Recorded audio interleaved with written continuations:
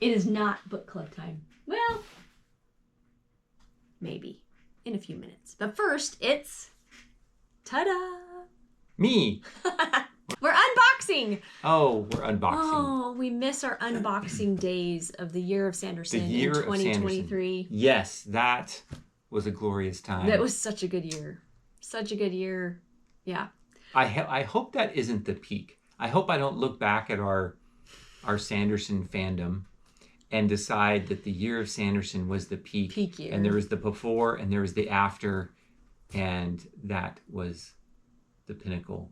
I would place it as before and after reading Wind and Truth. That's where I would place the before and after. Maybe yes. that wasn't a good thing. So we got a box in the mail, and traditionally we open anything that Dragon still sends us. Yep. We open in front of the camera. Because it's fun. It is fun. Yep. So, what's in here?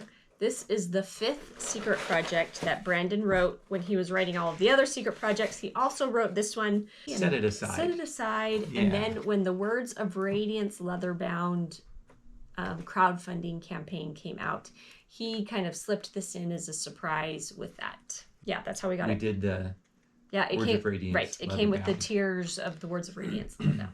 Interesting. Yeah. I paused halfway to open to say the audio of this came out several months ago.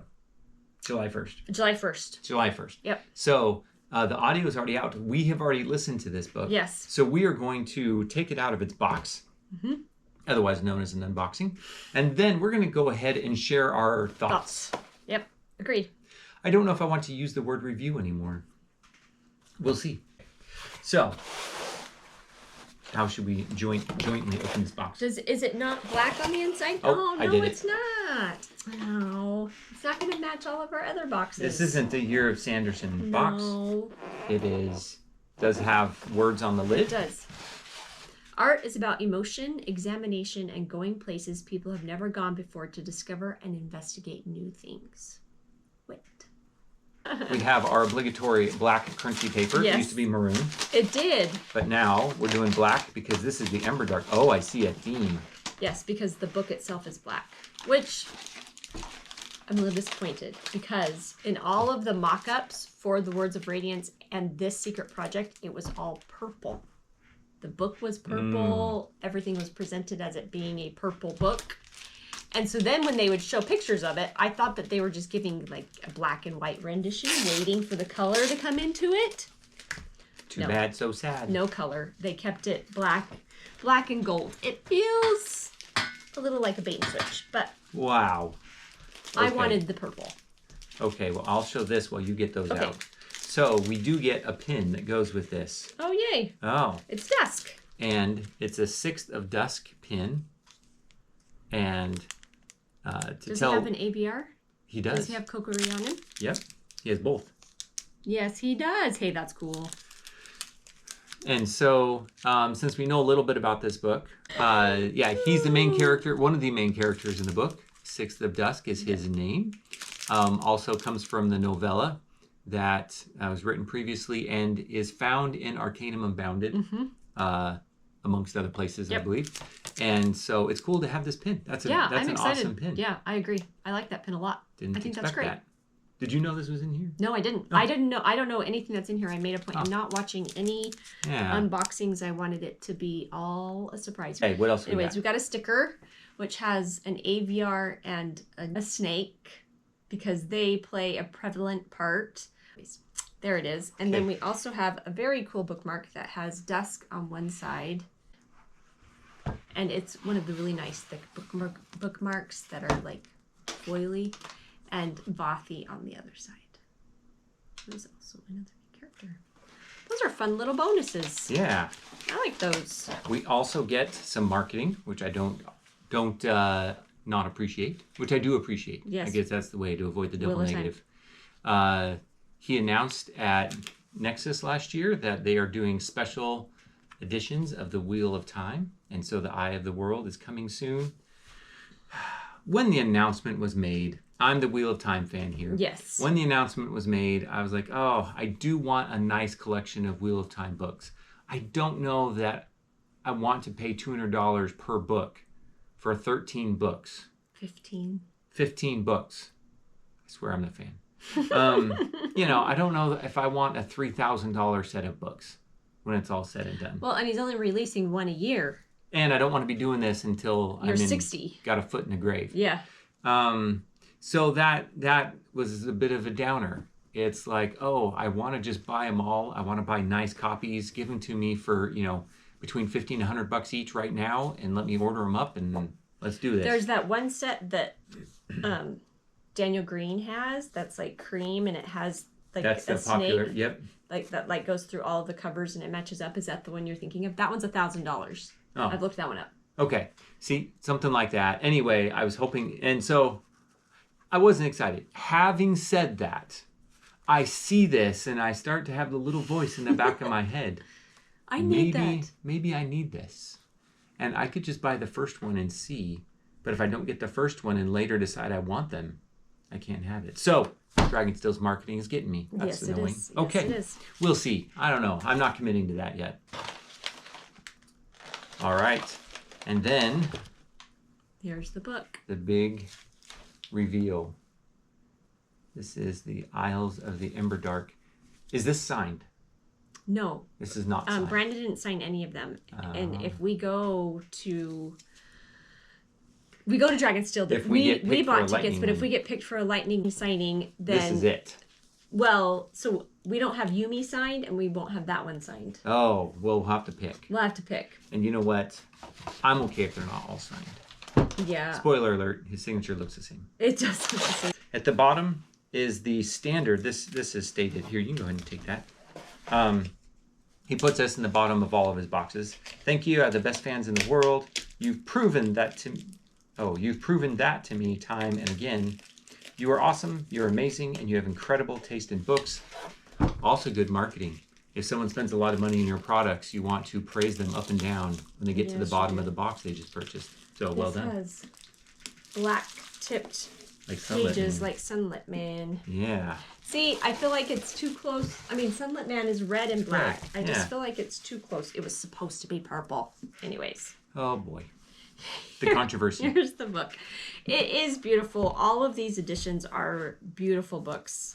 They've been done really well. The artwork is always great. Yeah, I'm excited. This is just to talk about Brandon. Just the panic on my face as we lift it up by its cover. All of the books that he's written, like just the talent and the work ethic that he has, and He's prolific. yeah, he's very prolific. Yeah, I'm excited to go through here and see the art, I think. Yeah, you get it described to you in the audio. Wow, that's creepy. More- Show. More creepy.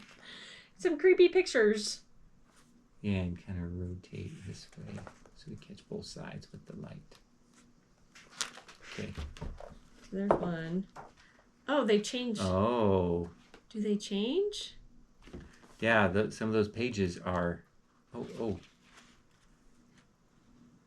Starling's book. So, halfway through the book, it changes from a white paper to a black paper. But these are still tipped a little bit on the edge. Yeah, the whole thing was made so it matches on the shelf. But then it switches, because this is end of book 1. And then you switch to Starling. And those are actual black pages. Black with white print. Oh, that's really cool. Yeah. Oh, that's really cool.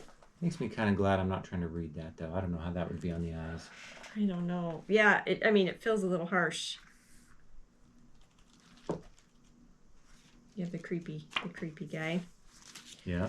Okay. And then you get into some color artwork. Color artwork. Names. Mm-hmm. So we're going to be careful with that. Yep. Awesome. It stays those black pages until the very end. When it goes back. Is this the epilogue? Yeah. And then the epilogue goes back to... There's Sock and Roki.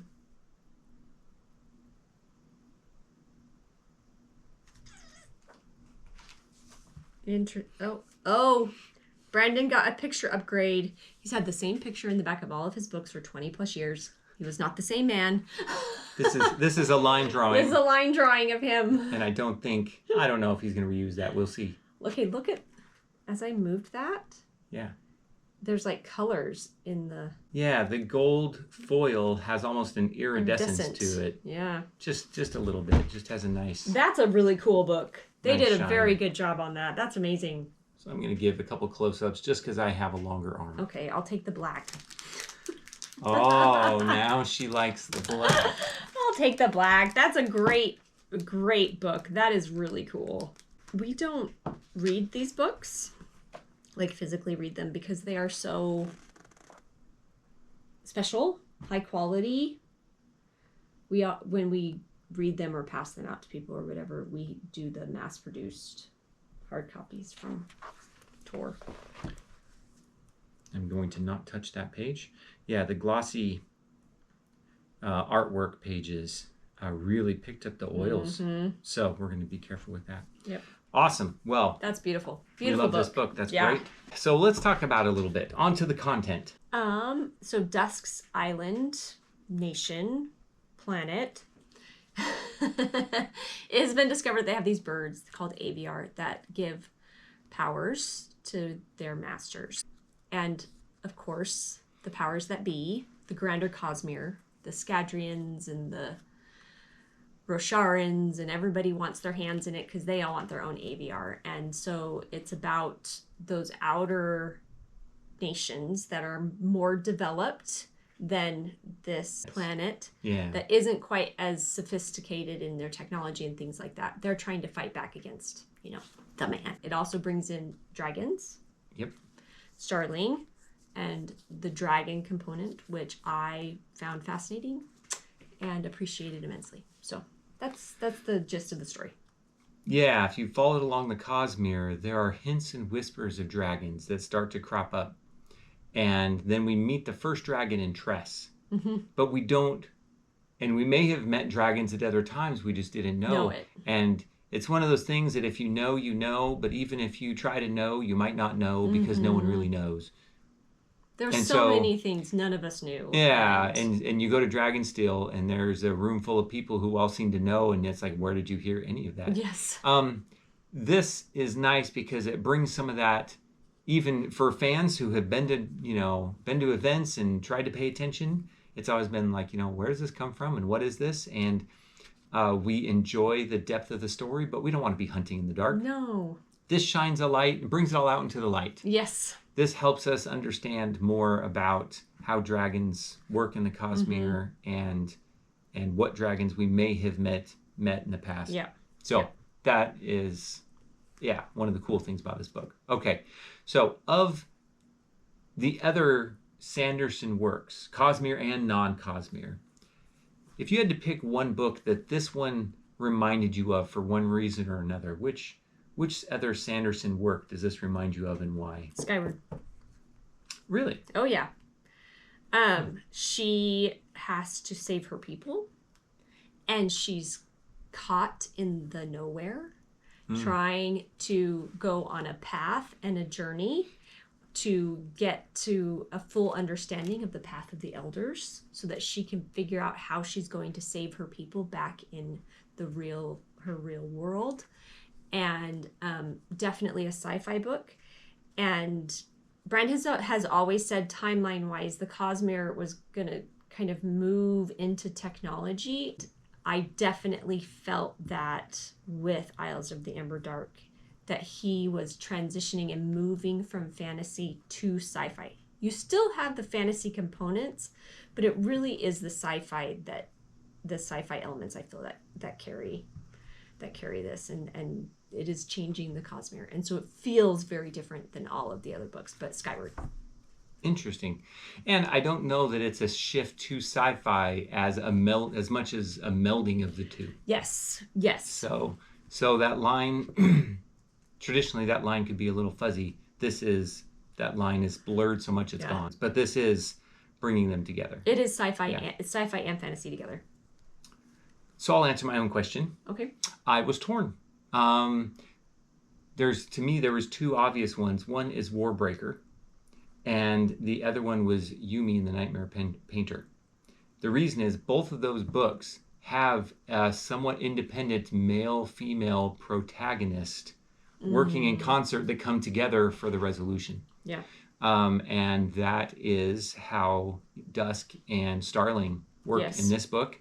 And so, yeah, whether it's Vasher and Vivenna, you know, they kind of went through their own paths, but at the end they were both core protagonists to that story. Working towards the same. Any ratings? Anything? I would give this a 5-star. I also gave it 5 stars. I think it's a great read. And, you know, as far as the secret projects go, I think it's a good addition. Maybe we'll do that next. Maybe we'll rank them. So for me, 5-star, I would definitely recommend it. There is the elephant in the room, which is Moana. Brandon has come out and talked about this. He has come out and talked about this, so we can totally talk about it. Yeah, and as I first started reading it, I'm like, this book is Moana. And like this is the Cosmere Moana. Yes. And by the end of the book, I finished the book and I said, that was the Cosmere Moana. Yes. And a couple weeks later, he comes out with the explainer video that says, yeah, I wrote this first and then the Moana craze hit. And so then I did a workshop and he addressed it with his editors. Yes. They tried to de-Moanify it. I have seen other comments online and those comments largely have been in line with my view, which is... It's still Moana. It's still Moana. Yep. And no one minds. Yep, nobody cares. Give a little creative license out there, friends. Yes. It's going to be okay. It's going to be okay. It's a great story. It stands on its own. There are just so many parallels that it's just, you can't avoid kind of making some comparisons. Yes. You know, Disney comes out with a film. It's big business. The marketing, everything's out there. There's more Moana watchers than there are Emberdark readers. Yep. It's just going to happen, but I have no problem with it. I don't think that you could just read this and have it make sense without having read the Greater Cosmere. So like Brandon now suggests that you start with Tress as a first book. And I feel like you can read Tress without having read the Greater Cosmere. You need some context for Isles of the Emberdark in order to understand everything that's going on.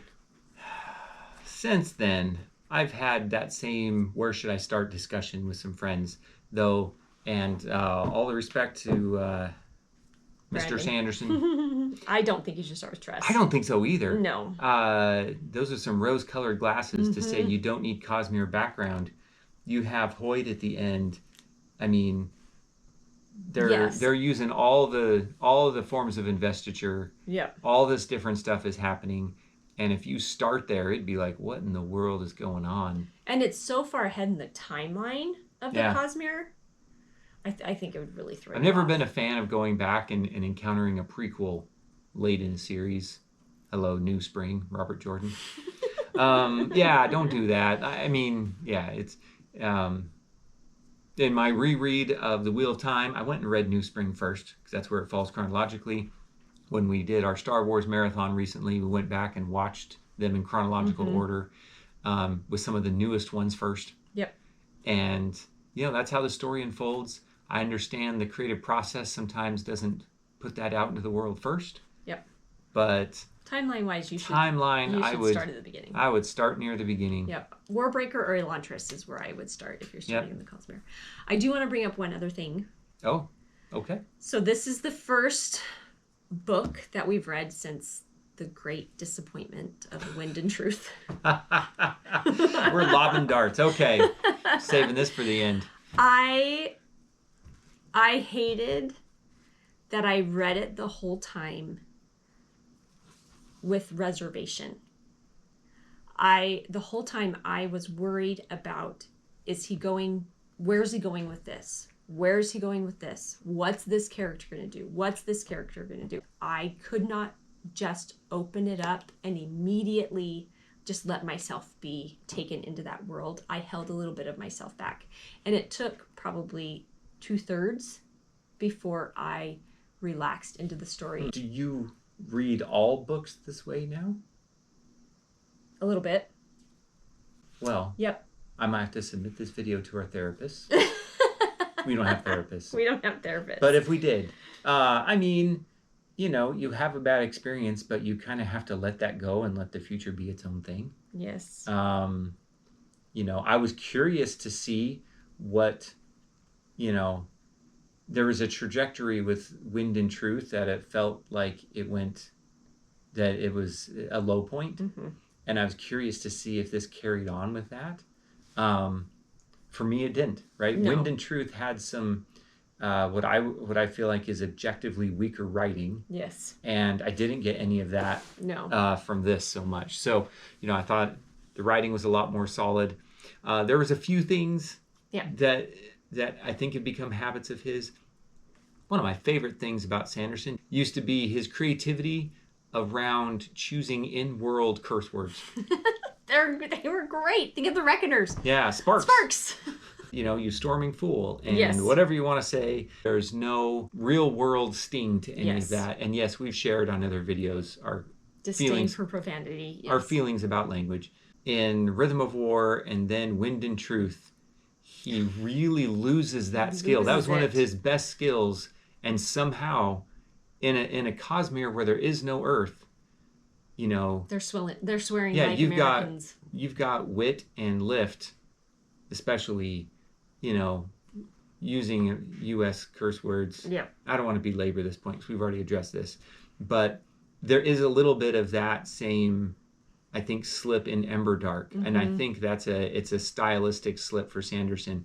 And who am I to criticize a best-selling author, whatever, right? So take it with a grain of salt. But it's something I noticed, and I think it's unfortunate. We can't all be our best every day. No.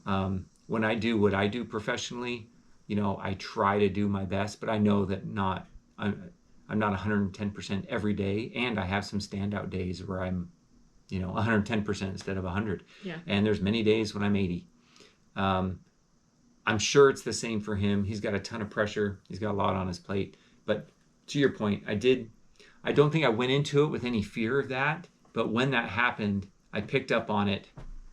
And it's like, oh, we haven't shaken that. That now might be a permanent Sanderson thing. And it's unfortunate because he had a thing. Yes. His thing was excellent in-world exclamations. Yes, well, and you just, that world was so unique because it also had that component of it. Yeah. Because Earth is not a part of any part of the Cosmere, and when you throw in that language, then it feels like Earth is coming in. Even when Earth was there. I mean, Scud. Yes, it's true. And Earth was in that one. So, anyways, Isles of the Emberdark, we recommend. 5 stars. Give it a go, but don't let it be your first Cosmere read. Yeah, and get an off-the-shelf trade paperback or something to read, and if you get the fancy one, don't put your fingers on it. Or the audio. Yep. The audio is fantastic. 2 different readers, one for Dusk, one for Starling. Highly recommend.